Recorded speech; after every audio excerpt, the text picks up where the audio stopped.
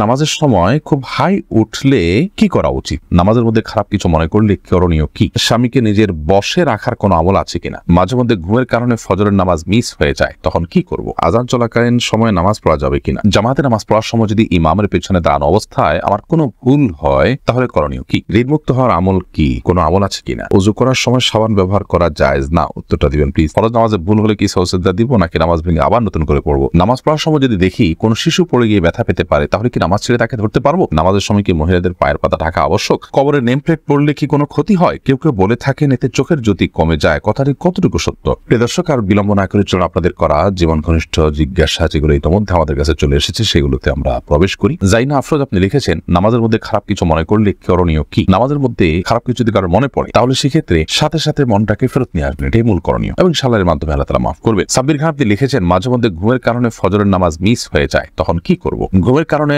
হঠাৎ কালে ভদ্রে মিস হয়ে যেতে পারে নামাজ, তাহলে সেক্ষেত্রে যখন ঘুম ভাঙবে তখন আপনি নামাজ পড়ে নেবেন, কিন্তু নিয়মিত যদি এরকম হয় তা সেটা দর্শনীয়। এরপর সোনিয়া আপনি লিখেছেন, আজান চলাকালীন সময় নামাজ পড়া যাবে কিনা? জি, আজান চলাকালীন সময় নামাজ পড়লে নামাজ হবে, কোনো অসুবিধা নেই। একদিকে আজান চলছে, অপরদিকে নামাজ পড়তে পারেন, তবে হ্যাঁ, আজান চলছে এই মুহূর্তে আপনি আজানের জবাব দিবেন, আজানের জবাব দিয়ে তারপর আপনি নামাজ পড়বেন, এটা উচিত। আপনি আগে থেকে নামাজ শুরু করেছেন, এরপর আজান চালু হয়ে গেছে, কোনো অসুবিধা নেই, এতেই আপনার কোনো গুনাহ হবে না। অথবা আপনি আজান শোনার পরও যদি নামাজ পড়েন, তাতেও আপনার নামাজ হয়ে যাবে, অসুবিধা নেই। হুমায়রা রহমান আপনি লিখেছেন, নামাজের সময় কি মহিলাদের পায়ের পাতা ঢাকা আবশ্যক? পায়ের তলার অংশ ঢাকতে হবে কিনা সেটার মতো পার্থক্য আছে, এবং টাকার নিচের অংশ রাখতে হবে কিনা এটার মতো পার্থক্য আছে। অনেক বলেছেন পুরো ঢাকতে হবে না, অনেক বলেছেন ঢাকতে হবে। ঢাকাটাই নিরাপদ, তবে পায়ের তলাও ঢাকতে হবে, এটি আবশ্যক অবশ্যই নয়। ওবায়েদ এআইডি থেকে আপনি লিখেছেন, জামাতে নামাজ পড়ার সময় যদি ইমামের পেছনে দাঁড়ানো অবস্থায় আমার কোনো ভুল হয়, তাহলে করণীয় কি? ইমামের পেছনে যদি আপনার ভুল হয়, দেখতে হবে ভুলটা কি ধরনের ভুল। যদি ফরজ তরক হয়ে থাকে, তাহলে আপনার সেটি আবার আদায় করতে হবে, পুনরায় সেই নামাজ রাকাত আবার পড়তে হবে, কারণ হলো ফরজ তরক হলে সেটি রিকভার করার কোনো সুযোগ নেই। ধরুন আপনি রুকুই করলেন না, রাকাতটা চলে গেল, সিজদাই করলেন না, রাকাতটা মিস হয়ে গেল, তাহলে তো ফরজ তরক হয়ে গেল, যদি আপনার নামাজ হবে না, এটা আবার পড়তে হবে রাকাত। আর যদি ইমামের পেছনে কোনো ওয়াজিব আপনার ছুটে যায়, তাহলে এই ক্ষেত্রে নরমালি সুজদা দেওয়ার কথা, কিন্তু ইমামের পেছনে থাকার কারণে আপনার সুজদা বর্তাবে না, বরং ইমামকে আপনি অনুসরণ করবেন, ফলো করবেন। আর যদি সুন্নাত চলে যায়, তাহলে তার সুজদার বিষয় নাই, নামাজ হয়ে যাবে। এমডি আব্দুর রহমান আপনি লিখেছেন, অনেকে বলে ওযু করার সময় সাবান ব্যবহার করা জায়েজ না? উত্তরটা দিবেন প্লিজ। না ভাই আব্দুর রহমান, এমন কোনো কথা নেই। ওযু করার সময় আপনার সাবান ব্যবহার করাতে কোনো অসুবিধা নেই, এটি নেহায়েতই মন গড়া কথাবার্তা। এসকে জুবাইর আপনি লিখেছেন, কবরের নেম প্লেট পড়লে কি কোনো ক্ষতি হয়? কেউ কেউ বলে থাকেন এতে চোখের জ্যোতি কমে যায়, কথাটি কতটুকু সত্য? ভাই জুবাইর, এটা একেবারেই অসত্য, একেবারেই অমূলক, একেবারেই আপনার ভিত্তিহীন এবং কুসংস্কারের জন্য বিশ্বাস এবং ভক্তি। কবরের নেম প্লেট পড়াতে কোনো অসুবিধা হয় না। অন্য যে কোনো কিছু পড়লে যেরকম তার সাথে আপনার যে কোনো সাধারণ কোনো জায়গাতে আপনি কোনো মানুষের নাম লেখা আছে, তার জন্ম মৃত্যুর সন তারিখ লেখা আছে, এরকম কোনো কিছু দেখলে সেখানে যেরকম কোনো অসুবিধা নেই, কবরের নেম প্লেট পড়াতেও কোনো অসুবিধা নেই, এটা নেহায়েতই কুসংস্কার। মোহাম্মদ হোসেন আপনি লিখেছেন, ঋণমুক্ত হওয়ার আমল কি? কোনো আমল আছে কিনা? ঋণমুক্ত হওয়ার জন্য অনেকগুলো আমল, অনেকগুলো দোয়ার কথা আছে। এর মধ্যে থেকে একটি দোয়া খুব সহজ, সেটা হলো আল্লাহুম্মা কফিনি বিহালালিকা আন হারামিক ওয়া আগনি বিফদলিকা আম্মান সিওয়াক। আল্লাহ, আপনি আমাকে হারাম এর পরিবর্তে হালাল দিয়ে আমার জন্য আপনি যথেষ্ট হয়ে যান, হালাল যেন আমার জন্য যথেষ্ট হয়ে যায়, এবং আপনি ছাড়া অন্য কারোর উপর যেন আমাকে নির্ভর করতে না হয়, আপনি তার থেকে আমাকে অমুখাপেক্ষী করে দিন। এই দোয়াটি ঋণ মুক্ত হওয়ার জন্য আমরা পড়তে পারি। এছাড়া আল্লাহ তাআলার কাছে সাধারণভাবে দোয়া করতে পারি। বিভিন্ন দোয়া আছে, আল্লাহুম্মা ফারিজাল হাম, দীর্ঘ একটা দোয়া আছে। এই দোয়াগুলো আমরা ঋণ মুক্তির জন্য আল্লাহর কাছে বিশেষভাবে পেশ করতে পারি। তাছাড়া আরেকটা দোয়া আছে, আল্লাহুম্মা ইন্নী আউযু বিকা মিনাল হাম্মি ওয়াল হাযান ওয়া আউযু বিকা মিনাল আজজি ওয়াল কাসাল ওয়া আউযু বিকা মিন গালাবাতিদ দাইনি ওয়া কাহরির রিজাল। এই দোয়ার শেষ অংশের অর্থ হলো ওয়া আউযু বিকা মিন গালাবাতিদ দাইন, আল্লাহ ঋণের প্রাবল্য, ঋণের প্রাধান্য, যেটার কারণে আমার ঋণের বোঝা আমি নুয়ে পড়ি, এটা থেকে আমি আপনার কাছে পানাহ চাই। ওয়া কাহরির রিজাল, এবং মানুষজন আমার উপরে চড়াও হয়, এরকম কোন পরিবেশ পরিস্থিতির মুখোমুখি হওয়া থেকে আমি আপনার পানাহ চাই। তো এই দোয়াটাও আমরা পড়তে পারি। ঋণ মুক্তির জন্য অনেকগুলো দোয়াই আছে, আমরা সেগুলো অনুসরণ করতে পারি। ইনশাআল্লাহ বিদিনিল্লাহ আমরা এটার উপর ভিন্ন কোন একটা স্বতন্ত্র ক্লিপে কথা বলার চেষ্টা করবো, আল্লাহ তাআলা তৌফিক দান করে। উর্মি আক্তার উর্মি আপনি লিখেছেন, শুনেছি নরমাল ডেলিভারিতে সব আছে, এই বিষয়ে একটু বলবেন।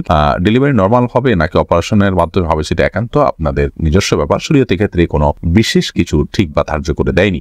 নরমাল ডেলিভারি হলে বিশেষ সব আছে এমন কোনো কথা নেই। তবে হ্যাঁ, মায়েদের যদি সন্তান প্রসব করতে গিয়ে দুনিয়া থেকে আল্লাহ না করে চলে যেতে হয়, মৃত্যু হয়ে যায়, তাহলে সেক্ষেত্রে তারা শাহাদাতের মর্যাদা পাবেন, সেটি ভিন্ন বিষয়, সেটার সাথে নরমাল বা অপারেশনের কোনো সম্পর্ক নেই। ইসরা জাহান পারভীন আপনি লিখেছেন, ফরজ নামাজে ভুল হলে কি সাজদা দিব নাকি নামাজ ভেঙে আবার নতুন করে পড়বো? যদি ওয়াজিব তরক হয়, ওয়াজিব ছুটে যায়, তাহলে সিজদা সৌ দিবেন। যদি ফরজ ছুটে যায়, তাহলে তাহলে ওই নামাজ আপনাকে আবার পড়তে হবে। আর যদি সুন্নাত ছুটে তাহলে তো কিছুই বিশেষ করার নেই। এই জন্য ফরজ কোনটা, ওয়াজিব কোনটা, সুন্নাত কোনটা সেটা আপনাকে জানতে হবে। এরপরে আয়েশা আমির আপনি লিখেছেন স্বামীকে নিজের বশে রাখার কোনো আমল আছে কিনা। স্বামীকে বশে কেন রাখতে চাচ্ছেন?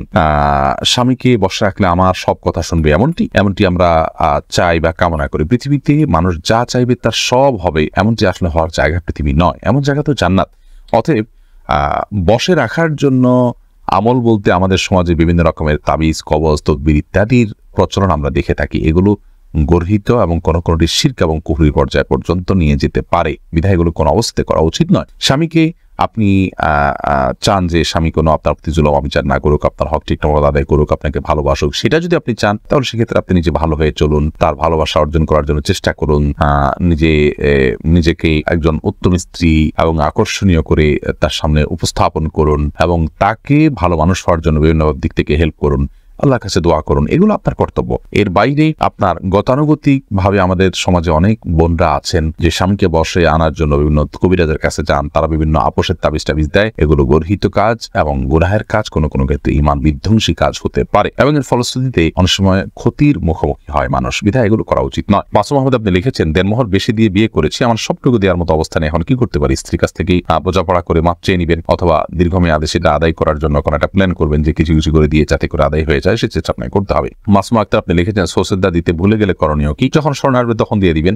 আর যদি আপনি সালাত শেষ করে অন্যদিকে হাঁটাচলা করছেন তারপরে মনে হয়েছে তাহলে সেক্ষেত্রে আপনি আবার সে নামাজ পড়বেন। শারমিন নাইম আপনি লিখেছেন নামাজ পড়ার সময় যদি দেখি কোন শিশু পড়ে গিয়ে ব্যথা পেতে পারে তাহলে কি নামাজ ছেড়ে তাকে ধরতে পারবো? যদি দেখেন যে সে ক্ষতিগ্রস্ত হতে পারে, বড় ধরনের ক্ষতিগ্রস্ত, বিশেষ করে জীবন হুমকির মধ্যে পড়তে পারে, এরকম পরিস্থিতি হলে অবশ্যই নামাজ পড়ে আপনি তার জীবন রক্ষা করবেন। শিশু শুধু নয়, যে কোনো মানুষের ক্ষেত্রে প্রযোজ্য। ধরুন আপনি নামাজে দাঁড়িয়েছেন, একজন মানুষ পানিতে পড়ে গেছেন, তিনি সাঁতার জানেন না, তিনি ডুবে মৃত্যুর মুখে পতিত হতে পারেন, আপনি তাকে বাঁচানোর সুযোগ আছে, তাহলে আপনি নামাজ ছেড়ে দিয়ে তাকে বাঁচাতে হবে। এটার ব্যাপারে সমস্ত ফুকাহা কেরাম একমত। ঠিক একই ভাবে একটা শিশু সে যদি কোনো বিপদের মুখে পড়তে যাচ্ছে, আপনি দেখতে পাচ্ছেন যে মৃত্যুর মুখে পতিত হতে পারে, বড় ধরনের বিপদ হতে পারে, আপনি নামাজ ত্যাগ করে তাকে ধরতে পারেন, কোনো অসুবিধা নেই। আর যদি হালকা পাতলা ব্যথা পেয়েছে, মনে হয় যে অন্য কেউ হয়তো ধরবে, হয়তো একটু কান্নাকাটি করে ঠিক হয়ে যাবে, তাহলে সেক্ষেত্রে আপনি নামাজ ছেড়ে তাকে ধরা উচিত নয়। এরপরে নওশিন আক্তার আপনি লিখেছেন নামাজের সময় খুব হাই উঠলে কি করা উচিত? নামাজের সময় যদি অনেক বেশি হাই উঠে তাহলে আপনি যে কোনো সময় নামাজের বাইরে হাই উঠলে হাইটাকে বাধা দেওয়ার চেষ্টা করা উচিত। কারণ হাই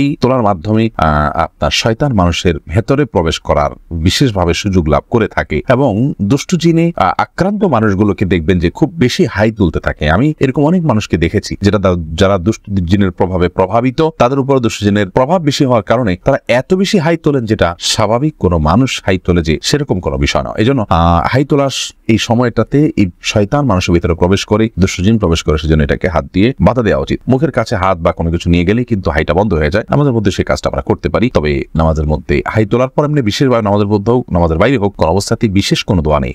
লা হাওলা ওয়ালা কুওয়াতা ইল্লা বিল্লাহ আমরা অনেকে পড়ি, এটা পড়তে হবে হাই তোলার পর, এরকম কোনো বাধ্যবাধকতা নেই। বরং আপনি হাত দিয়ে সেটাকে বাধা দেওয়ার চেষ্টা করবেন।